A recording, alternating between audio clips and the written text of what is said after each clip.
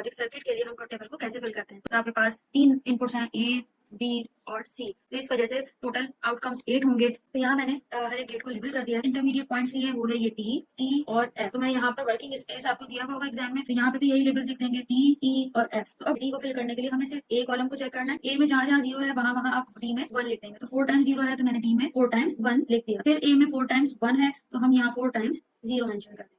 तो अब हम ई को फिल करेंगे, तो 0 1 पे नॉर गेट हमें 0 दे रहा है, ठीक है, 0 1 पे 0 दे रहा है। तो इसका आसान तरीका क्या है कि आप स्मॉलेस्ट वैल्यू को चेक कर लें। लाइक अगर आप इस ट्रुथ टेबल को देखें तो सिर्फ एक ही दफा 1 आ रहा है, और वो कब आ रहा है जब 0 0 है। तो आप अब बी और डी में चेक करें कि 0 0 कहाँ आ रहा है, सिर्फ उन वैल्यूज पे 1 लिखना है, बाकी सब जगह आप क्विकली इस ट्रुथ टेबल को इस तरह फिल कर सकते हैं। तो ये आपके पास 0 0 यहाँ पे आ रहा है, यहाँ आपने 1 लिख दिया, 0 0 यहाँ आ रहा है, ये 1 लिख दिया है, और इसके अलावा कहीं पर भी 0 और 0 कॉम्बिनेशन नहीं है। तो अब आप क्विकली इसको फिल कर सकते हैं, बाकी रिमेनिंग वैल्यूज को आप 0 से फिल कर दें। तो ये है ट्रिक जिसके जरिए आप ट्रुथ टेबल को क्विकली फिल कर सकते हैं।